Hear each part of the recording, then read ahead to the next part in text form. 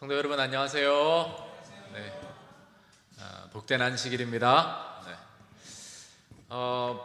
봄이 이제는 정말로 오는 것 같아요. 날씨가 쌀쌀하더라도 봄의 기운이 느껴지는 그런 시간들입니다. 환절기에 건강 유의들 하시고 또 이번 안식일이 이 자리에 앉아 계신 우리 새천사 가족들, 또 방송을 통해 참여하는 우리 성도님들, 그리고 모든 우리 새천사 가족들에게 치유와 회복의 안식일이 되기를 간절히 기도하고 소망합니다. 우리 오늘도 옆 사람과 함께 인사하고 시작하겠습니다. 하늘까지 함께 갑시다. 서로 사랑과 소망을 담아서 손을 잡고 하늘까지 함께 갑시다. 인사해 주시면 감사하겠습니다. 네, 감사합니다. 오늘은 11과 그리스도와 함께 사는 삶 이라는 주제로 우리 함께 교과를 공부하도록 하겠습니다. 금주 TMI 혹 실천해 보신 분 계신가요? 차를 수리 중인 이웃이나 동료를 도와주신 분은 없을 것 같고, 지역사회가 펼치는 사업들, 지난주에 우리 맘스재봉 스튜디오 했었는데 선교사님들 또 가정보살화 부장님 또 여러 분들이 함께 협력해 주고 또 기도해 주셔서 감사합니다. 저도 2주 전에 시작할 때는 참여를 못했다가 지난 수요일이죠. 가봤는데 분위기도 너무 좋고 정말 좋더라고요. 저도 배우고 싶은데 그날 이 앰프 이제 정비가 있어서 배우지 못했는데 어쨌든 강사님께 곧 배우도록 하겠습니다. 아무나 배울 수 있는 게 아니라 자리가 6자리 정도밖에 없어요. 그래서 구도자분을 제외하고는 한 2-3분 이렇게 본교인들이 참여하실 수 있어요. 그래서 정말로 꼭 배우고 싶으신 분들은 구도자를 꼭 이렇게 초청하셔서 같이 오시면 우대해 드릴 수 있도록 하겠습니다. 다음 주 TMI는 자녀 교육을 잘한 부모들을 칭찬하세요. 이게 왜 이렇게 마음에 많은 부담을 주는지, 적어도 다음 주에 저는 칭찬받을 일이 없겠다 이런 생각이 좀 들었어요. 그런데 그걸 좀 뉘앙스를 바꿔서 자녀 교육으로 정말 힘들어하고 기도하는 부모들을 위로하고 용기 주는 한 주가 되면 좋겠습니다. 네, 동료를 위해 건강에 좋은 간식을 준비하시는 거는 우리 손승기 집사님 모닝글로리 아주 잘해주고 계십니다. 네, 자 3번 이웃과 동료들을 친교 모임에 초청하세요는 3월달 소그룹 축제를 위해서 한번 미리 준비하고 기도해 보시면 좋을 것 같습니다. 네, 우리 기억절 한번 봉독하겠습니다. 이 모든 것 위에 사랑을 더하라. 이는 온전하게 매는 띠니라.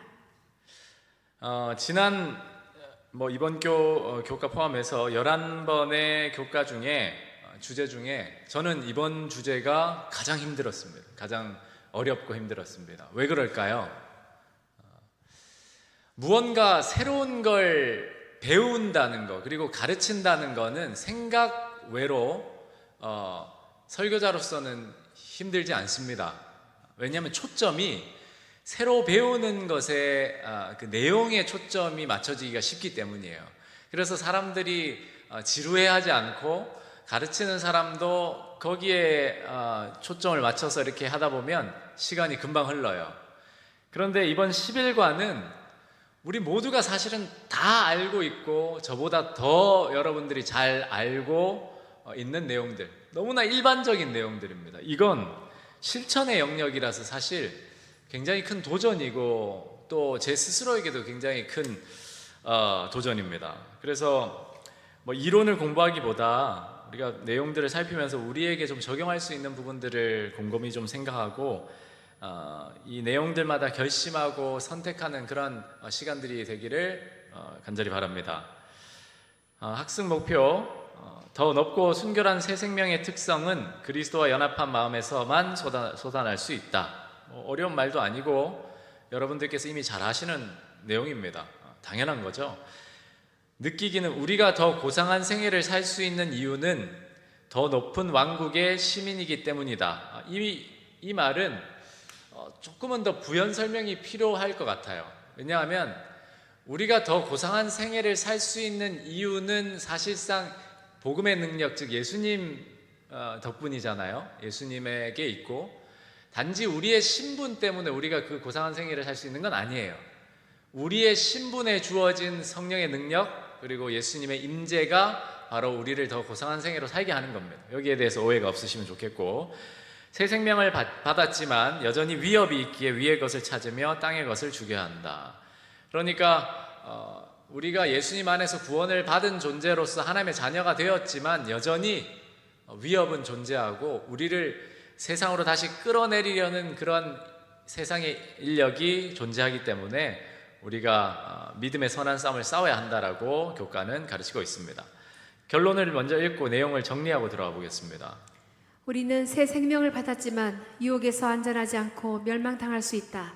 매일 위의 것을 찾기를 선택해야 하며 그분의 영적 생명과 능력을 통해 땅의 것을 죽여야 한다. 세상에 생각이 많고 하늘을 적게 생각하는 오늘의 우리에게 절실히 필요한 것은 더 높고 더 순결하며 더 고상한 생애의 능력이다. 변화된 삶이 민족적, 지리적, 사회적 한계를 넘어서게 하는 것은 우리가 더 높은 왕국의 시민이기 때문이다. 새 생명의 특성은 그리스도와 연합된 마음에서만 솟아날 수 있다.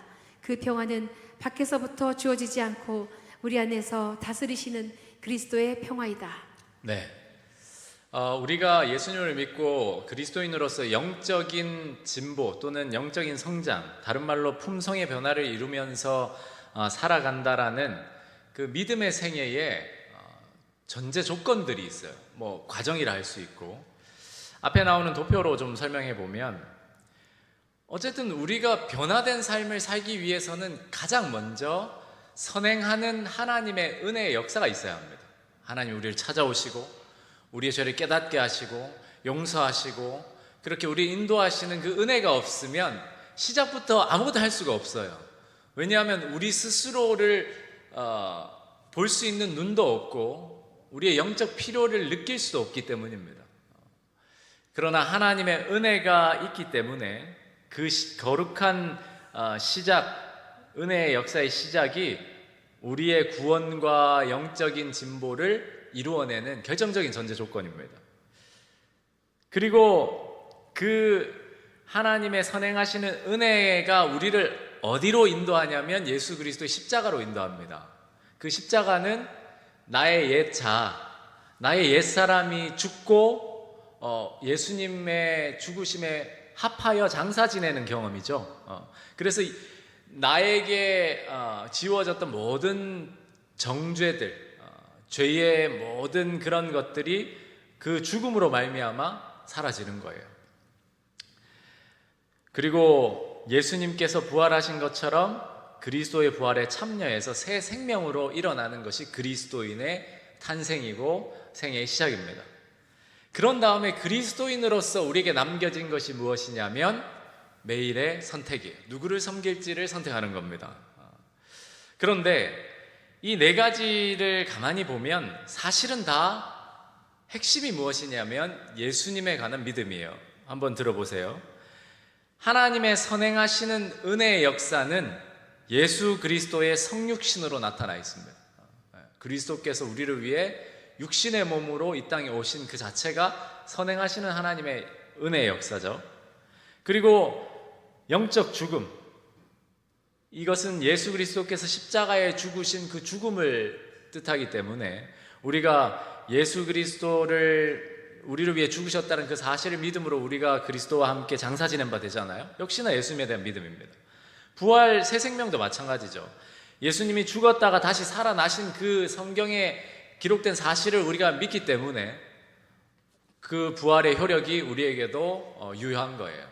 역시나 예수님에 대한 믿음입니다. 성육신 하신 예수님을 믿는 것이고 죽으신 예수님을 믿는 것이고 부활하신 예수님을 믿는 거예요. 그러면 매일의 선택도 당연히 무엇으로 귀결되어야 하죠? 예수 그리스도를 믿는 것으로 귀결되어야 합니다. 이 모든 단계들이 다 예수 믿음으로 말미암아 우리에게 경험되어지는 일들이에요. 그런데 이상하게도 어떤 그리스도인들이나 또 우리 자신 스스로가 때때로 다 믿음으로 말미암는 그런 구원을 경험해 나가다가 마지막 매일의 선택에 오면 이 선택이란 말 때문에 그런지 예수 믿음이라는 개념을 잊어버리거나 놓쳐버리고 뭐라고 생각하는 거죠? 내 힘으로, 내 의지로 이 매일의 선택의 싸움을 싸워야 된다라고 착각에 빠질 때가 있습니다. 여러분, 다시 분명히 말씀드리지만 모든 이 영적 변화의 과정, 한 사람이 죽었다가 다시 살아서 하나님의 형상으로 회복되는 이 모든 과정에는 무엇이 있다고요? 예수 믿음이 있습니다. 예수 믿음이. 그러므로 우리가 매일의 선택의 싸움을 할 때에도 그 선택의 싸움은 결과적으로 어떤 싸움이냐면 내가 예수님을 믿을 수 있는가, 이 싸움이지 어떤 인간적인 노력과 어떤 힘으로 싸우는 싸움이 아니라는 거예요. 물론 우리가 선택하고 결심하는 일에는 굉장히 많은 에너지가 들어가고 결심이 필요하고 노력이 요구됩니다. 그럼에도 원리는 늘 언제나 예수 믿음입니다. 그러므로 누구를 섬길지를 선택하는 것도 예수 믿음이고, 또 내가 영적으로 하나님의 형상을 회복해 나가는 품성의 변화를 이루어 나가는 일에 있어서도 우리에게 요구되는 것은 믿음이에요. 쉽게 말하면 이런 거죠. 성경은 분명히 예수님 안에서 우리에게 성령의 열매가 맺어진다라고 이야기하는데, 우리는 주로 이 매일의 선택의 영역 속에서 무엇을 학습하게 되냐면 사람은 변하지 않는다라는 걸 학습해요. 실제로 내 경험이 그걸 학습하니까. 그걸 학습하고 나면 내 기준에 잘 모르는 사람에게 뭘 가르치냐면 내가 배운 그릇된 학습을 가르쳐요. 사람은 변하지 않아. 쉽게 변하지 않아. 결국 은혜로 하늘나라 가는 거. 당연히 은혜로 하늘나라 가는 거죠. 그러나 결국 우리가 이야기해야 될 것은 뭐냐면 사람은 변하지 않지만 하나님의 약속은 분명히 사실이기 때문에 우리는 예수님 믿는 믿음을 견지해야 해. 나는 스스로 변할 수 없어도 예수님은 하실 수 있다는 사실을 믿는 것이 예수님이 오늘 나에게 요구하시는 거야. 그래서 나는 변화되지 못한 품성을 가지고서도 성경을 열어서 말씀을 읽는 거야.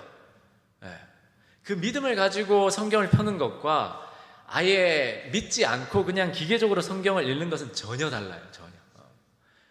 한쪽은 바리새인들처럼 자기 생각과 고정관념 속에서 그저 기계적으로 하나님의 말씀을 자기 뜻대로 해석하고 자기 요구대로, 자기 욕심대로 이해하고 활용하는 거라면, 다른 한쪽은 비록 연약함과 죄가 많지만, 세리와 같이 또 연약한 제자들과 같이 많지만 여전히 믿음으로 예수 그리스도를 주로 고백하고 예수님과 함께 붙어있기로 결심했던, 이번 주 소그룹 내용이었죠. 시대의 소망. 그게 믿음입니다. 저는 여러분 이 원리를 여러분께서 잘 기억하시고 이번 교과를 함께 정리해 나가시면 좋겠습니다. 옛사람과 새사람, 내용은 어려운 게 없습니다. 땅의 것과 위의 것. 그래서 이번 교과는 골로새서 3장 내용을 다루고 있는데, 3장 1절에서 4절 내용 중에 핵심이 무엇이냐, 일요일 주제의 핵심은 위의 것을 생각하고 땅의 것을 생각하지 말라라고 되어 있어요. 여러분, 위의 것은 뭐고 땅의 것은 뭡니까? 땅의 것은 아침, 점심, 저녁 먹는 게 땅의 것인가요? 그럼 위의 것은 뭡니까? 말씀 읽는 것? 단순히 이것을 문자적으로 그렇게 구분 짓기보다는 이 의미를 좀 깊이 생각해 볼 필요가 있습니다. 교과 저자가 이 의미를 우리에게 전하기 위해서 사용한 예화가 있죠. 고대 아브라함 시대에 아브라함이 살던 우르를, 자기 고향을 떠나잖아요. 그 우르에 당시 지구라트라는 아주 하늘같이 닿게 하는 그 신을 예배하기 위해서 지은 높은 산 또는 물리적인 건축물이 있었어요. 이게 바벨탑이라는 이름으로 그 전에 지어졌죠. 지구라트는 일종의 건축법이라고 할 수 있습니다. 건축법, 건축 양식. 이 지구라트는 결국 인간이 자신의 노력으로 신을 만나려고 하는 일종의 행위의 종교였어요. 그래서 사람들이 더 높게 더 높게 더 높게 지어서 신의 영역에 도달하고 신을 만나고자 했던 인본주의적인 종교 행위였어요. 그러나 영적으로 상승하는 것은 그저 물리적으로 우리가 높이 올라가는 것에 있지 않아요. 바꿔 말하면 그저 물리적으로 우리가 교회에 앉아 있다고 우리의 영적인 영성이 자라나는 게 아닙니다. 오히려 성경은 우리에게 우리가 영적으로 더 자라나기 위해서는 더 아래로 내려가야 된다라고 가르쳐요. 그게 겸손이고 겸비입니다. 십자가와 이 십자가의 은혜는, 하나님이 우리에게 부어주시는 은혜는 그리스도와 함께 죽고 다시 부활하는 연합이에요. 그러니까 우리가 정말로 하늘 시민으로서 하늘에 도달하기 위해서는 땅의 가장 낮은 곳으로 내려가야 되는데, 그 땅의 가장 낮은 곳으로 어떻게 내려가죠? 예수님의 죽으심에 합하여 내려갈 수 있습니다. 그래서 우리는 예수님과 함께 온전히 낮아질 때 예수님과 함께 온전히 높임을 받을 수 있다라는 영적 진리를 기억해야 합니다. 그래서 교과에서 이 지구라트를 예로 들어서 인간의 노력과 행위로 신에 도달하려는 그런 수고를 해왔는데, 지금도 마찬가지죠. 행위적인 노력들. 그러나 성경은 하나님께서 선행하시는 역사로 인간에게 내려오시고 그 하나님께서 마련하신 구원을 사람이 받아들일 때, 그것은 낮은 자리에 임하시는 은혜죠. 우리에게 그런 영성과 또 영적 상승이 가능하다라고 골로새서가 가르치고 있습니다. 위의 것을 생각하고 땅의 것을 생각하지 말라라는 것의 이 의미는 교과에 다 나오는 내용이에요. 위의 것들은 어떤 천사, 하나님, 생명과 이런 단순한 그런 것들이 아니라, 위의 것들이란 것은 하나님의 통치 방식, 하나님 나라의 모든 질서, 하나님 나라에서 우리가 약속받은 모든 상급들, 그 모든 가치관, 그것들을 가리킨다라고 저자가 이야기하고 있습니다.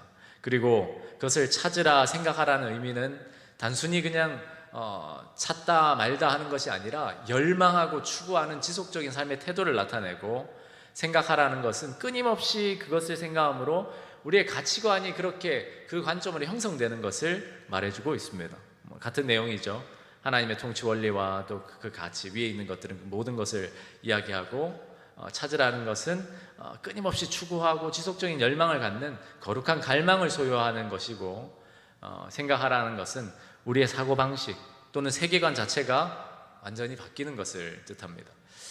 이것을 권면했던 이유는 거듭 말씀드리지만 골로새 교회가 처한 상황 때문이었어요. 그 당시에 꽤 의롭다라고 여겨졌던 그 교인들 중에 유대인에서 개종한 교인들이 있었는데, 그들이 자꾸만 유대교의 그 전통들과 율례와 규례들을 구원의 조건으로 가르치는 그런 거짓 가르침을 교회 안에 뿌려왔어요. 그리고 그 당시 로마 사회와 여러 헬라 이교 문화에 섞여 있던 그 신비주의 사상들, 천사 숭배와 또 눈에 보이는 어떤 그런 종교적인 행위를 강요하고, 그것이 마치 어떤 구원에 있어서 큰 의미를 지니는 것처럼 가르쳤던 그런 거짓 가르침이 골로새에 들어와 있었기 때문에 사도 바울은 땅의 것이라는 표현으로 그 모든 것들을 아울러서 이야기하고 있어요. 그래서 땅의 것이라는 건 아까 지구라트처럼 인간 스스로 구원을 이루어 보려고 하거나 진보를 이루어 보려고 하는 그런 인본주의적이고 인간적인 그런 모든 철학과 전통, 초등 학문들을 아우르는 것입니다. 그러나 위의 것은 핵심으로 요약하자면 예수 그리스도 안에서 그리스도와 연합된 그 모든 관계에서 주어지는 하늘의 은혜라고 할 수 있습니다. 결국 일요일 주제를 요약하자면 우리가 하나님 나라의 시민으로 오늘을 살아가야 하는데, 위의 것을 찾는 삶을 살아야 하고, 그 위의 것이라는 것은 하나님 나라의 통치 방식과 또 그리스도 안에서 연합된 관계 속에서 주어지는 하늘의 모든 은혜들이라는 겁니다. 그래서 이 위의 것을 찾기를 날마다 선택해야 하고, 앞서 말씀드린 대로 선택의 싸움도 핵심은 뭐라고요? 예수 믿음에 있다라는 겁니다. 교회 증언에 있는 글을 읽어보겠습니다. 죽일 것과 살릴 것, 그대는 자아에 대하여서는 죽음을 경험해야 하고 하나님께 대하여는 살아야 한다. 그러므로 너희가 그리스도와 함께 다시 살리심을 받았으면 위의 것을 찾으라. 거기는 그리스도께서 하나님 우편에 앉아 계시느니라. 자아는 고려되지 않아야 한다. 교만, 자아사랑, 이기심, 탐욕, 탐심, 세상에 대한 애착, 증오, 의심, 질투, 악한 추측, 이 모든 것은 굴복되고 영원히 포기되어야 한다. 네. 월요일 주제로 넘어가 보시면 새 속성을 끝내라. 이 제목 자체가 주제를 다 내포하고 있습니다. 사실 저도 세상에 사는 한 사람으로서 그냥 생각 없이 살다 보면 세속화가 되는 것은 자연스러운 일입니다. 목사라고 세속화해서 그 목사의 직분이 뭔가를 막아주거나 보여주지 않습니다. 마찬가지로 여러분들도 한 주를 살다 보면 세상에 물들어가는 것이 얼마나 쉬운 일인지를 알 수 있어요. 세상 사람들이 걱정하는 대로 걱정하고, 세상 사람들이 좋아하는 것대로 좋아하면서 추구하고. 그런데 사도 바울은 골로새에 보내는 편지를 통해서 그러므로 땅에 있는 지체를 죽이라라고 권면하고 있어요. 이것을 이 교과의 저자는 새 속성을 끝내는 것으로 이렇게 풀어서 제목을 달고 있습니다. 그러면서 사도 바울이 이야기했던 것이 당시 사회의 분위기를 예상할 수 있는 용어들인데, 곧 음란과 부정과 사욕과 악한 정욕과 탐심이니 탐심은 우상 숭배다. 아마도 그 골로새 교회 성도들이 살던 시대에는 이런 모든 것들이 정말로 만연해 있던 시대였나 봐요. 그런데 사실 이상할 것이 아니라 우리가 살아가는 이 시대도 이런 것들이 만연해 있잖아요. 오히려 어쩌면 더 만연해 있을 수도 있습니다. 그런데 사도 바울은 경고하기를 이것들로 말미암아 하나님의 진노가 임하느니라 라고 권면합니다. 이 표현은 로마서에서도 그대로 반복돼요. 하나님의 진노가 불의로 진리를 막는 사람들을 모든 경건하지 않음과 불의에 대하여 하늘로부터 나타나나니, 하나님의 진노가 어디에 부어 쏟아지냐면 그들의 마음의 정욕대로 더러움에 내버려 두서 그들의 몸을 서로 욕되게 하였다. 아마 그 당시에도 로마도 그렇고 골로새도 그렇고 이런 음란과 부정과 사욕과 악한 정욕과 탐심의 모든 죄들이 사회에 만연했으리라 생각합니다. 그런데 결국 원리는 이래요. 창조주 하나님을 거절하고 하나님을 경배하지 않고 경외하지 않는 마음에는 정욕이 자리를 잡고, 그 정욕에 굴복하면 몸을 욕되게 하고 거기에 하나님의 진노가 부어진다는 겁니다. 그래서 사도 바울은 우리에게 뭐라고 권면하냐면 그러므로 땅에 있는 지체를 죽이라. 여러분, 이 그러므로라는 접속사가 굉장히 중요한 의미를 가지는데, 왜냐하면 이 접속사가 내포하는 의미가 무엇인가 하면 땅에 있는 지체를 죽이는 전제가 있다라는 거예요. 이제 우리가 땅에 있는 지체를 죽여야 하는데, 이 싸움을 싸워야 하는데, 그러므로라는 말이 이 앞에 무언가 이제 되었으므로 땅에 있는 지체를 죽이라는 의미가 되는 것이죠. 결국 우리가 땅에 있는 지체를 죽이는 싸움을 싸워야 하는 것은 우리가 그 싸움을 싸워서 생명을 얻는 것이 아니라 우리 안에 예수 그리스도의 생명이 들어왔기 때문에 그 싸움을 싸우는 겁니다. 어떤 면에서는 말장난같이 들리는 걸 수도 있겠지만 이것은 신학적으로 굉장히 깊은 의미를 담고 있어요. 우리가 영적인 싸움을 싸우는 건 예수님의 생명이 우리 안에 있기 때문입니다. 그러므로가 없으면 인간의 행위로서 구원을 이루어 보려 하는 그런 것밖에 되질 않아요. 그러나 그러므로라는 것은 하나님의 은혜가 이토록 우리에게 부어졌고 예수 그리스도 안에서 우리가 새 생명을 얻었으니 그러므로 땅에 있는 지체를 죽이는 거예요. 다시 말씀드리지만 우리의 삶에 이 접속사를 다시 회복시켜야 합니다. 이 접속사 없이 싸우는 싸움은 너무나 무력해요. 똑같이 싸우면서도 내 힘으로 싸우는 거예요. 그러나 예수 그리스도와 연합된 사람은 그러므로 땅에 있는 지체를 죽이고 믿음의 선한 싸움을 싸우기 시작합니다. 앞서도 한번 우리가 4단계로 살펴보았지만 이번 월요일 내용을 근거로 3단계로 이렇게 설명해 볼 수 있어요. 우리가 그리스도와 함께 부활해서 우리 안에 무엇이 있다라는 거죠? 예수님의 영적 생명이 있다라는 거예요. 이 사실을 우리가 잊지 않는 게 너무 중요합니다. 어쩌면 우리가 매일 아침 말씀과 기도로서 상기시켜야 하고 깨닫게 해야 되는 게 뭐냐면 우리가 예수님 안에서 영적 생명을 얻은 자들이라는 사실을 기억하는 거예요. 그러므로 우리는 땅의 지체들을 죽이는 것이고, 또 세속, 이 월요일 주제 제목처럼 세속성을 끝내는 삶을 살 수 있는 겁니다. 예수 그리스도와 함께 부활하신 저와 여러분들이 그리스도 안에서 우리에게 허락되어진 영적 생명과 능력을 결코 잊지 않고, 그러므로 땅의 것을 죽이며 살아가는 주의 성도들 되시길 간절히 소망합니다. 화요일 소지로 좀 이제 넘어가면, 이제는 이라는 또 접속사가 나오죠. 이제는. 그리고 너희가 이 모든 것을 벗어버리라. 결국 과거의 모든 옛사람의 생활이나 땅의 것을 추구하던 그 삶을 벗어버리라는 거예요. 그런데 여기서도 중요한 전환점이자 접속사가 나오죠. 접속사는 아니지만 전환점의 문구가 나옵니다. 이제는이에요. 이제는. 어떤 기준으로 이제는입니까? 예수 그리스도를 믿음으로 영접하고 그리스도와 합하여 그리스도의 생명 안에서 다시 태어난 우리는 이제는 부활한 생명을 가지고 위의 것을 추구하며 살아야 한다라고 사도 바울이 권면하고 있는 거예요. 결국 과거의 옛 사람이 이제는 새 사람을 입고 새 사람이 추구해야 할 삶을 살아가는 것은 어쩌면 너무나 자연스러운 당연한 일일지 모릅니다.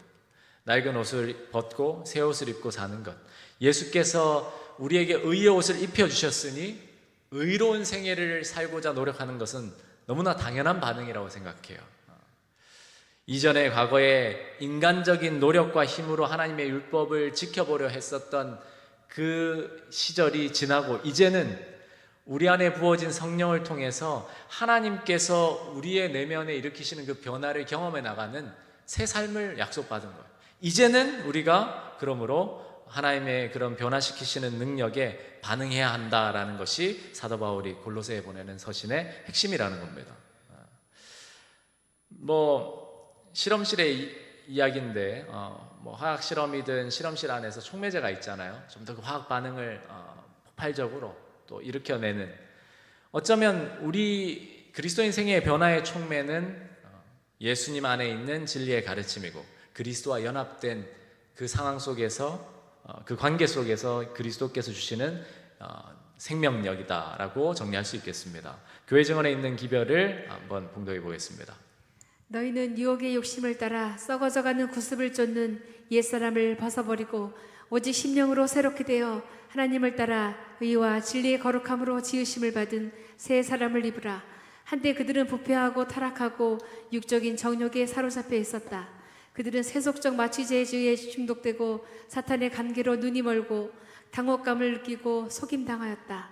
이제 그들은 예수 안에 있는 진리로 가르침을 받았으므로 생애와 품성의 결정적인 변화가 이루어져야 한다. 네, 결국은 이번 교과에서 우리가 공부를 하고 남은 건 뭐냐면, 뭔가를 새로운 걸 배운 게 아니라 이걸 어떻게 우리의 삶에 적용할 건가, 실천할 건가잖아요. 결국 무엇과 연결되냐면 의지력, 선택력과 연결됩니다. 그런데 이 의지력이라는 것은 사람에 따라서 타고나는 정도가 다를 수 있거든요. 어떤 사람은 의지력이 굉장히 강하고, 또 어떤 사람은 정말 의지박약, 너무나 약하고, 대부분은 의지력이 약한 것이 우리 죄된 인간의 현실이지만, 그럼에도 약하던 강하던 인간 스스로의 의지로 영적 진보를 이룰 수 없다는 것이 성경의 가르침이잖아요. 그러면 우리가 어떻게 이 의지를 그리스도께 바치고 예수님을 선택하는 능력을 길러낼 수 있을까? 저희가 그걸 잘한다고 여러분들께 말씀드리는 것이 아니라, 세상의 이치는 가만히 생각해 보면 일맥상통하는 것들이 있어요. 그래서 득도했다 이런 말 세상 사람들이 이야기하는 것이 한 길로 다 흐르고 설명이 된다는 거잖아요. 그래서 예수님께서도 실물 교훈을 통해서 진리를 이렇게 비유하시듯이 세상의 이치를 가만히 이렇게 보면 식물이든 동물이든 인간 삶이든 영적인 진리가 이렇게 담겨 있는 게 있어요. 의지력 하면 력자는 무슨 력자죠? 힘력자입니다. 제가 지난해 이제 교회에 와서 우리 PT 선생님 이성호 선생님을 이제 구도자로 장로님이 연결해 주셔서 계속 교제를 하고 좀 러닝도 같이 하고 있는데, 이성호 선생님한테 이렇게 PT를 받으면서 알게 된 게 있어요. 뭐 새로운 것도 아닙니다. 제가 처음에 첫날 가서 그 엮기 벤치프레스라고 하죠. 그 벤치프레스 긴 봉에 양쪽에 뭐 덤벨을 하나요?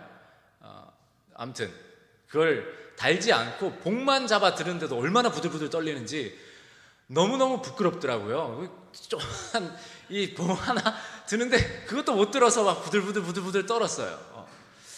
근데 사실 뭐 그 봉만 해도 한 20kg가 되더라고요. 그런데 요즘은 그 봉 드는 게 뭐 무겁지도 않고 그렇게 힘들지도 않아요. 뭐 그렇다고 어마어마한 걸 들진 않지만 좀 몇 개 걸어놓고 조금 폼 잡는 척도 할 수 있는 정도가 됐어요. 근력이라는 것도 처음부터 어떤 시점으로 들어갈 수가 없어요. 작은 것부터 합니다. 그래서 PT 하시는 이 트레이너들이 처음에는 나를 무시하나 할 정도로 작은 무게로 계속 시켜요. 처음에는 이해가 잘 안 돼요. 그래도 내가 남자인데 이 정도는 들을 수 있을 것 같은데. 그런데 작은 무게부터 시작하고 조금씩 늘려요. 그것도 뭐 하루아침에 많이 늘리지 않습니다. 그러다 보면 근력이 늘게 돼요. 근지구력도 늘게 되고. 여러분, 의지력도 사실 힘이거든요. 의지력도 똑같다 할 수는 없지만 근력과 비슷한 메커니즘, 비슷한 원리입니다. 결국 우리가 의지력이 약할 때 당연히 예수님의 능력으로, 복음의 능력으로 의지력을 강하게 할 수 있죠. 그런데 그 전체적인 과정과 원리가 어떻게 되냐면 작은 것부터 시작해야 됩니다. 작은 것부터. 내가 뭐 올해 대단하게 뭐 매일 성경을 5번 통독하겠다 결심하는 것, 결심 너무 좋죠. 근데 그 결심은 절대라는 말은 그렇지만 실천하기가 너무 힘듭니다. 선택력과 의지력은 길러낼 수 있는 겁니다. 그렇게 길러내려면 아주 작은 것부터, 정말 쉬운 것부터 꾸준히 시작하면 요즘 그 신경학, 뭐 뇌과학 표현으로 신경가소성이라고 하죠. 우리 뇌에 그 길이 있다고 하잖아요. 그런데 의지력이 약한 사람들은 포기하는 길이 거의 고속도로처럼, 경부 고속도로처럼 열려 있대요. 그래서 그냥 조금만 힘들면 그 길로 쭉 가버린다는 거예요. 그러나 조금씩 그쪽 길을 내기 시작하면 그게 이제 편해지고 익숙해지는 단계, 그런 단계로 온다는 거예요. 여러분은 어떠신지 몰라도 저도 굉장히 의지박약하면 둘째가라면 서러운 사람인데 늘 큰 것부터 결심을 했어요. 특히 목사니까 성도들 기준보다 훨씬 더 높아야 될 거 아니에요. 성도들이 1년에 한 번 통독하면 저는 3번은 통독해야 어디 가서 목사라고 이야기할 수 있을 거 아니에요. 그러나 그렇게 결심은 절대 이룰 수가 없습니다. 성경 통독 한 번 하는 게 쉬운 일일까요? 사실 수학적으로 따지면 그렇게 어려운 일 아니거든요. 하루에 3장 아니면 4장이에요. 그 시간으로 따지면 하루 30분입니다. 그러면 난 드라마 안 보고 뭐 한 30분 내면 성경 통독 하겠네 하지만 별의별 일이 다 생기고 변수가 생기고 자꾸 바빠지고 성경 구약 통독하는 것도 못할 때가 많아요. 그러면 어떻게 해야 하냐? 가장 쉬운 것부터 습관으로서 거룩한 영역들을 만들어내야 돼요. 자리를 빨리 확보해야 돼요. 내가 편하게 움직일 수 있는 자리를 확보해 나가는 거예요. 그래서 하루에 한 절씩이라도 좋습니다. 뭐 잠언을 한 절 읽든 성경을 한 절 읽든 진심으로 예수님을 믿는 마음으로 마치 여인이 옷자락만 만져도 낫겠다라는 믿음으로 내 연약한 이 의지력과 믿음 가운데 이 한 절의 말씀만 내가 진지하게 받아들여도 하나님의 역사를 경험하리라는 믿음으로 그렇게 시작하면 의지력에도 영적 근육이 붙어요. 그러면 우리가 점점 더 예수님을 선택하기가 쉬워집니다. 여러분, 이게 왜 중요하냐면 우리 마지막 때가 이제 뭐 다 됐다라고 이야기하면서 예언을 뭐 공부하고 하시는 분들 뭐 2031년에 뭐 무슨 일이 있을 거다 막 가르치고 괜히 싱숭생숭 하잖아요. 예수님이 그렇게 빨리 오시는 것이 좋은 일이죠. 그러면 내일 오시면 여러분 뭘 어떻게 준비하실 건데요? 결국은 내가 예수님을 얼마나 친밀히 알고 경험하느냐가 우리 구원에 있어서 본질이자 핵심인데 그건 시간이 필요합니다. 그래서 우리에게 필요한 것은 교황이 지금 어디에서 어떤 음모를 꾸미느냐를 아는 것보다 더 중요한 게 뭐냐면 오늘 예수님과의 관계에서 예수님과 좀 더 친밀한 경험을 쌓는 것. 그리고 그 예수님을 좀 더 경험적으로 알아가는 것이 더 중요해요. 물론 예언을 공부해야죠. 무시하는 게 아닙니다. 그런데 늘 그 어떤 예언의 시간표만 가지고 조바심을 내고 계속 스스로를 깨우기만 하면 결국 나중에 결정적으로 예수님을 붙잡아야 할 때 우리의 영적 근육이 따라주질 못하는 거예요. 좀 말이 길어졌지만 이 말씀을 드리는 것은 이번 교과가 어려운 것이 아니라 결국은 예수님을 선택하자는 것이고 우리의 일반적인 삶 속에서 예수님과 연합하자는 건데 이거는 설명으로 되는 게 아니라 훈련으로 되는 것이고 내가 드리는 시간과 내가 선택하는 이 의지력의 개발로 쌓여가는 것입니다.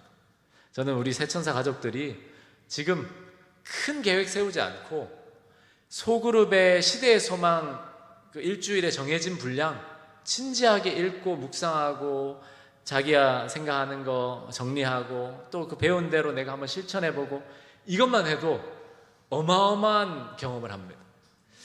그리고 제가 이제 PT를 받아보니까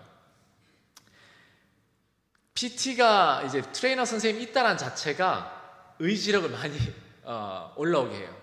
그냥 단순히 제가 예전에 헬스를 다녔을 때는 6개월을 끊어놓고 한 15일, 20일 나갔던 것 같아요. 종로에 있을 때 가까운 데인데도 불구하고 이게 정말로 잘 안 돼요. 그런데 그 한 사람이 나를 기다리고 있다. 그리고 그 사람이 나를 코치해주기 위해서 자신의 시간을 할애하고 있다는 생각을 하면 나가기 싫고 지금 당장 바쁜 게 많아서 나가게 돼요. 그런데 막상 나가보면 굉장히 유익을 얻고 오히려 그 시간 때문에 손해를 본 것이 아니라 그 시간 이후에 내가 해야 될 일을 더 효율적으로 하게 되는 그러한 놀라운 일을 경험해요. 여러분들에게 영적 PT 선생님은 누구시죠? 네, 예수님이 계십니다. 그런데 예수님이 눈에 보이지 않으시기 때문에 우리에게 영적 PT 선생님을 주셨는데 그게 누구냐면 우리 소그룹입니다. 소그룹.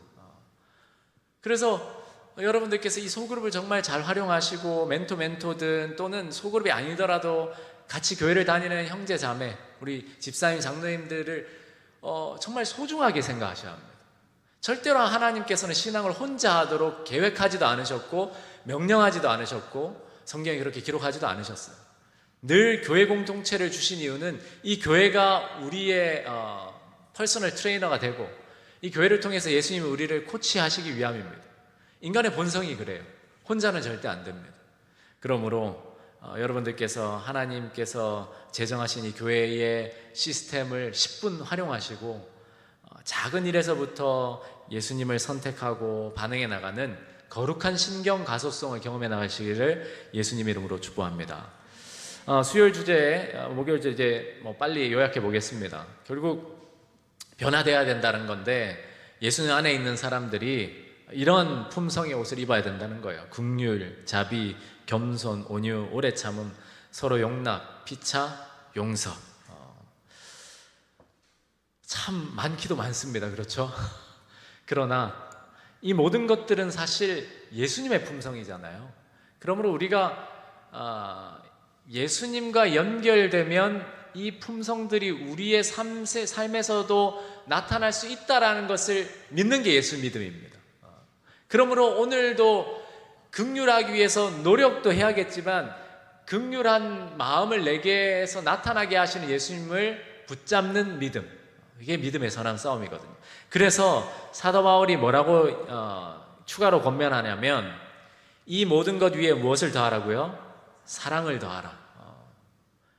이 말은 여러 가지로 이해할 수 있겠죠. 그러나 저는 어떻게 이해하냐면 이 모든 이 7가지 성품이든 더 나아가서 8가지든 성령의 열매든 이 모든 거룩한 하나님의 형상과 속성들이 우리의 삶에서 나타나기 위해서는 그리스도와 동요 맺어야 한다라고 저는 이해해요. 결국 이 모든 것 위에 사랑을 더하라는 것은 예수 그리스도를 놓치지 말라는 겁니다. 예수님이 사랑이 되시기 때문에 하나님은 사랑이시라는 그 말씀처럼 우리가 그 사랑을 통해서 예수님과 연결됨으로 우리 안에서 이러한 거룩한 품성을 회복시키시는 하나님의 은혜를 경험하리라 믿습니다.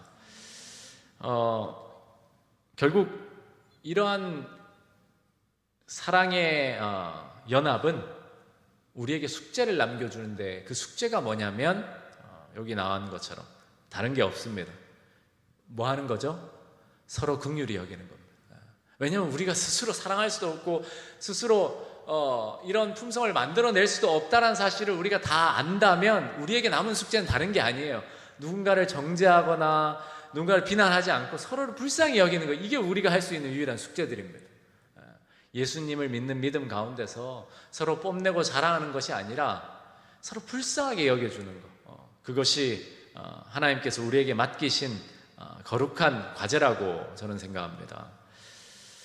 그래서 은혜의 능력은 하나님께도 영광을 돌리게 되지만 나와 상대방을 그 예수님 안에서 연합시키기도 한다는 것입니다. 영감의 교훈을 읽어주십시오. 그들은 자기들이 창조주의 형상으로 이루어져 있다는 것과 그리스도께서 그들이 본받아야 할 분이 된다는 사상을 감명 깊이 이해해야 한다.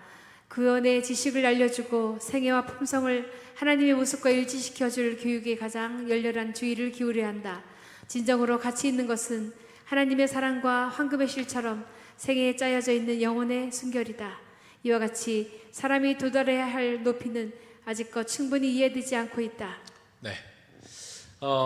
목요일 주제는 뭐 여러 가지가 있지만 찬양에 대해서 많이 강조하고 있습니다. 물론 말씀도 강조하고 있어요. 예수님의 평강이 우리의 마음을 주장하기 위해서 말씀이 우리 안에 거해야 하고, 그리고 피차 서로 가르치며 권면, 즉 말씀과 또 찬양. 그런데 말씀이 우리 안에 거해야 된다는 사실은 우리가 많이 반복해서 뭐 배우고 강조하고 또 실천하고 있는 부분이라면, 이번 목요일 주제에서 저는 이 찬양을 좀 많이 강조하고 싶습니다. 여러분 찬양 많이 부르세요? 찬양은 노래 잘하는 사람들이 부르는 게 아니라 하나님을 믿는 사람들이 실천해야 되는 사명과도 같은 일들입니다. 우리는 끊임없이 하나님을 찬양해야 합니다. 그런데 이 찬양에는 정말 능력이 있어요. 이건 경험해 본 사람들만 알아요. 실제로 사울이 그 강박관념에 또 불안함에 거의 반 미쳐갈 때 누구의 노래로 안정을 찾았죠? 하나님을 찬양하는 다윗. 그 당시에는 그냥 목동 다윗의 그 수금을 켜는 찬양으로 그의 분노가 진정되고 위로를 받았대요. 찬양은 그런 능력이 있습니다. 실제로 과학적으로도 이 음악은 뇌기능을 안정되게 하고 불안감을 감소시키고 또 사회성을 향상시키고 몸의 긴장 및 통증을 완화시킨다는 것이 증명되었어요. 성경의 표현으로는 시와 찬미와 신령한 노래로 라는 표현을 사용하고 있습니다. 이 모든 내용들은 결국 찬양하는 삶을 우리에게 가르치고 있어요. 그래서 우리 새천사교회의 자랑이자 제 기쁨은 경배와 찬양이 이렇게 튼튼하고 또 한 적어도 7시 10분, 9시 10분이 되면 경찬팀이 하나님을 찬양한다는 데 있어요. 제가 가장 싫어하는 표현이 뭐냐면 준비참입니다. 준비참. 물론 그걸 쓰시는 분들 제가 비난하는 게 아니라 저도 익숙하게 들었던 말이지만 마치 예배 드리는데 살짝 흥을 돋구는 그런 뉘앙스처럼 들리는, 찬양 그 자체로 예배가 된다는 사실을 늘 기억해야 돼요. 그래서 경찬을 할 때도 기도하고 시작해야 하는 것이고, 찬양 그 자체가 예배, 하나님께 드리는 예배라는 사실을 생각할 때 우리는 그 찬양을 부를 때의 마음가짐을 달리 할 수 있어요. 뭐 준비 찬미 몇 장 합시다, 뭐 찬미나 부르시죠, 뭐 이런 표현들은 정말 경박한 표현들이에요. 찬양으로 하나님을 예배합시다. 그런 마음으로 우리 경찬팀이 다시 한 번 더 풍성해지면 좋겠고, 특별히 우리 학생반에는 두나미스라는 경찬팀이 있어요. 이 친구들이 제가 지난해 처음 왔을 때 사실 얘네들이 뭐 이렇게 뭐 끄적끄적 하는데 뭐 하는지 잘 모를 정도였어요. 그런데 불과 1년 만에 이 친구들이 얼마나 많이 성장했는지 몰라요. 이번에 수련회 가서도 자기네들이 장비 다 챙겨와가지고 자기네들끼리 이렇게 찬양하고 예배하는데 얼마나 감격스러운지. 지난번 우리 힐링 캠프 때도 했었잖아요. 그보다 훨씬 더 성장했습니다. 여러분, 물론 이 문화와 세대가 달라서 어떤 면에서 좀 부담스러울 수 있어요. 뭐 드럼이나 뭐 일렉이나 베이스 같은 것들이. 그럼 우리가 이 학생들에게 가르쳐야 할 것은 너는 무슨 악기는 하고 무슨 악기는 하지 말고가 아니라 어떤 정신으로 하나님을 찬양해야 하는지를 가르치는 거예요. 그러면 이 아이들이 알아서 그 악기들을 활용할 줄 알게 되고, 때로는 그 적절한 예배 분위기에 따라 선택할 줄도 알고, 때로는 양보할 줄도 알고, 때로는 포기할 줄도 알고, 그렇게 자라나가는데, 아직 찬양에 대한 개념을 가르치지 못한 상황에서 이거 하지 말고 저거 하지 말고는 정말 아이들에게 큰 마이너스 요소가 됩니다. 아마 내일 우리 학생반 순서인데 학생들이 특창을 준비했다고 해요. 여러분들 우리 학생들 찬양할 때 그들의 뭐 마음이나 태도, 동기를 우리가 다 이해할 수는 없지만 이 아이들이 성장해 나가고 있다는 사실과 이 아이들의 동년배 또래들이 노래방에서 그냥 가요를 부르고 그렇게 할 때 이 아이들이 진심이든 아니든 배운 대로 하나님의 이름을 찬양하고 있다는 이 사실을 한번 주목해 보시기 바랍니다. 그럼 우리가 어떤 사명으로 이 아이들을 세워나가야 할지를 알게 될 거예요.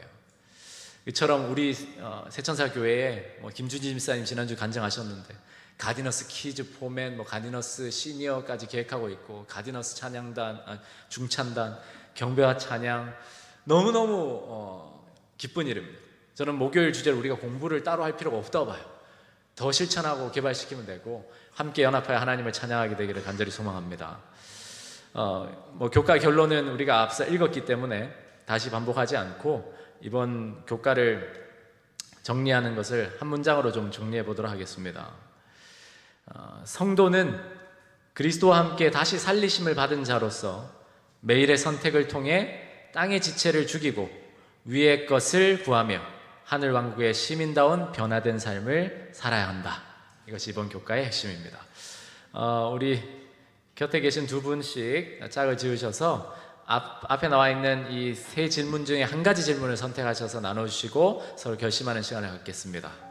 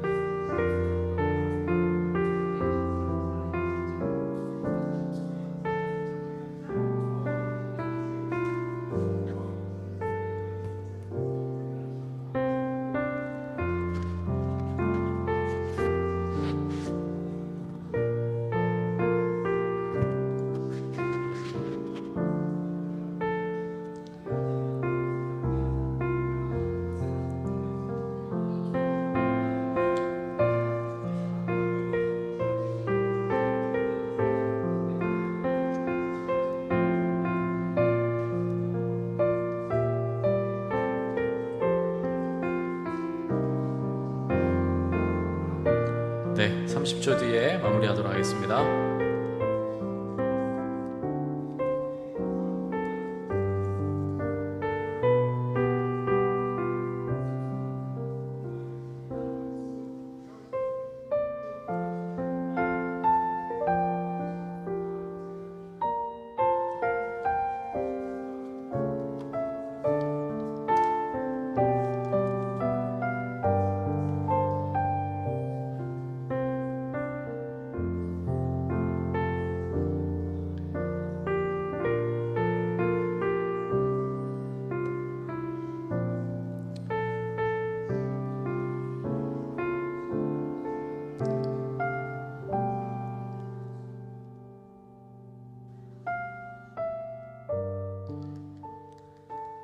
네, 제가 기도하고 마치겠습니다.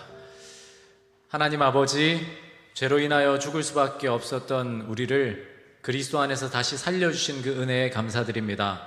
이제 그리스도 안에서 우리가 새 생명으로, 하나님의 생명으로 다시 살아난 것을 생각할 때 땅의 것이 아닌 위의 것을 찾는 성도의 삶을 살게 하여 주시옵소서. 그러한 삶을 사는 데 있어서 우리의 의지력과 선택력이 그릇 사용되어 왔기에 너무나 연약할 때가 많고 너무나 힘이 들 때가 많습니다. 주님, 그러나 그러할 때라도 예수님을 믿는 믿음 잃지 않게 하시고 우리의 마음의 길이 그리스도께로 향하는 대로가 탄탄히 이어질 수 있도록 하나님 역사하여 주시옵소서.